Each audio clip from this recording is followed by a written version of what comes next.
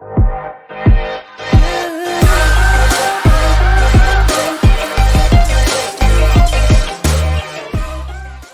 here are the 5 reasons I'm still on the carnivore diet and not quitting. So weight loss is a powerful motivator, but it can't be just the only one. I didn't start carnivore just to get lean, though it helped. I started because I was metabolically stuck. And now I'm pretty much at my goal weight, but I'm still here eating meat, eggs, butter, cheese, bacon, poultry, seafood. Why? Because I finally feel good, because my cravings are gone, because this isn't it's not about shrinking your body, it's about stability. So welcome everyone to episode 84 of the Obesity Project, the 5 reasons I'm still on carnivore. My name is Dr. Mark Shankman. I'm an oral and maxillofacial surgeon, and I believe in not only just fixing and helping your mouth, but your entire body. So let's get right into the 5 reasons I'm still on the carnivore diet. So item number 1, beyond the scale, the real markers of health. So let's be honest, the scale doesn't tell the whole story. Before carnivore, I watched my A1C creeping up, even on a low-carb diet. And I saw weight slowly returning despite eating clean. I felt like I was doing everything right. I was going above and beyond. I was incredibly disciplined. I was watching everybody else around me eat like crap. But still, I was struggling. And I realized that the reason I was struggling was the signal was still wrong. So what do I see now? Now I see my body fat percentage continuing to go down. I see my fat-free mass going up. And fat-free mass, for those who are not familiar, is like bone, muscle, connective tissue, like cartilage, tendons, ligaments, the protein that make up your cells, all of these things. So body fat percentage down, fat-free mass is up. I've also lost essentially almost no weight. I mean, tomorrow I check in and I'll find out if I lost any additional weight, but in the last 4 weeks, only down a pound. But here's the kicker. Here's the important thing to note. My body composition has shifted, and that's really what's most important. The scale is irrelevant. What matters is your body composition. So research in nutrients in 2021 and frontiers in physiology in 2020 confirms what I felt, that insulin resistance can persist even in lean individuals. And reversing it requires hormonal recalibration, not just more weight loss. So the second reason is that carnivore brings clarity. So carnivore simplified everything. No snacking, no label reading, no mental battles with food. And that mental clarity carries into every part of life. So think of it this way. Most diets feel like you're playing chess with your cravings. On carnivore, the chessboard, it disappears. There is no opponent. Even now, with no weight loss left to lose, I stay carnivore because it shuts off the noise. So the third reason, stability is the goal, not more weight loss. So metabolic health isn't about being lighter. It's about being regulated. And for the first time, I'm not craving anything, not crashing after meals. And here's the big one for me, not thinking about food all day long. When I was doing a low carbohydrate, intermittent fasting diet, I was hungry all the time. My stomach was grumbling all the time. And all I could think about was getting to my next meal, getting to that next snack, getting to the next time I could put some food in my mouth. And the amazing thing about the carnivore diet is I don't think about food anymore. I eat when I'm hungry. I don't eat when I'm not hungry. It's really pretty simple. There was a 2019 review in Diabetes, Obesity, and Metabolism that showed that high-fat, low-carbohydrate diets, especially animal-based ones, support GLP-1, which is like the medications like Ozempic and tirzepatide.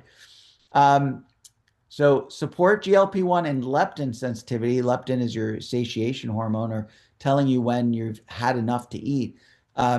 So it supports GLP-1, supports leptin sensitivity, reduces appetite, the big thing, and creates hormonal stability. So you don't need more weight loss to benefit. You just need to maintain the right signal.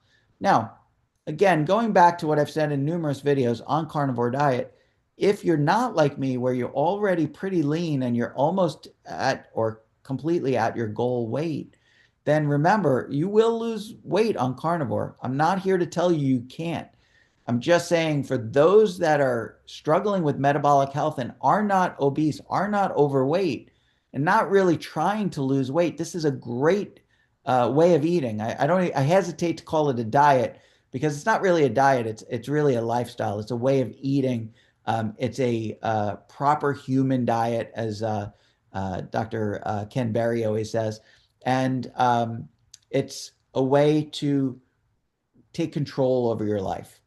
So reason number 4, this is sustainable because it works. So I still eat cheese. I'll snack on pork rinds here and there if I feel like it. But my base plate is really pretty simple. Meat, eggs, butter, seafood. I've never had a way of eating that feels this frictionless. So here's my takeaway. You don't stop doing something that works just because the scale stops moving. You stay in it because your metabolism is healing. And then reason number 5, maybe the most important of all, food doesn't control me anymore. So as I mentioned, this might be the biggest one, the biggest reason that is because I don't fight food anymore. I don't count calories. I don't count macros.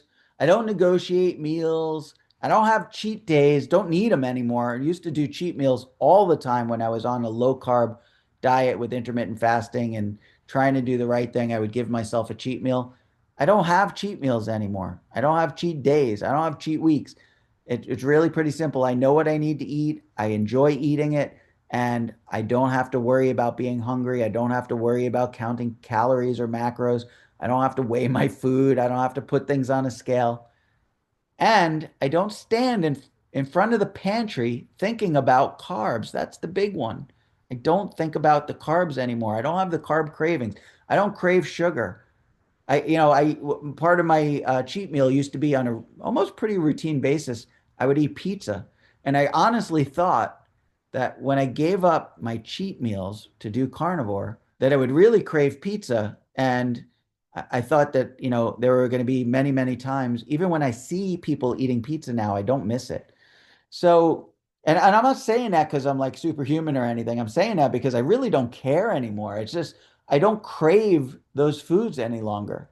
I used to fight to get to Friday, my cheat meal night after a full week of work. I would reward myself with a cheat meal. I'd get dessert and I'd have, bread and, all this carbohydrate crap.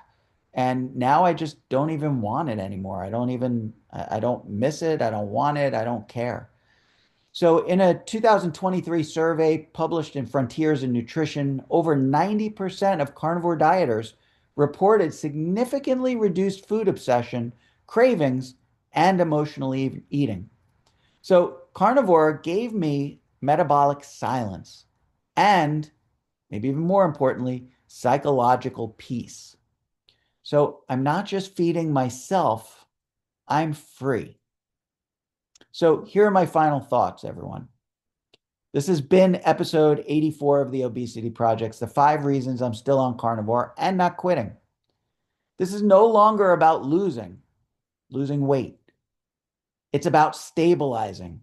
It's about living without the mental gymnastics of food addiction.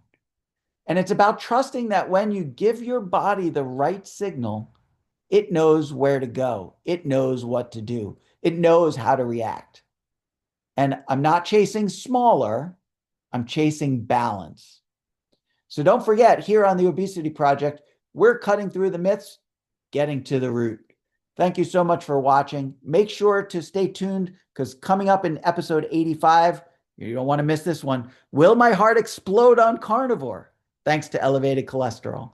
We'll break down what rising LDL really means and why it's not what you've been told. So hit that subscribe button, hit that bell notification, like, share, and comment. Get this word out to the people that really need to hear it. I'll tell you, I talk to people on a daily basis in my practice now. If you're one of my patients and I gave you my business card and I told you to check out my videos, please drop a comment down below. I'd love to hear from you. But we need to let people know that this is not their fault. We need to let people know that we can help them, that they don't have to be bound to food. They don't have to be stuck in an endless trap of carbohydrate addiction, that we can do something about it and we can do it together. So thank you so much for watching. I'll see you in the next video. Take care.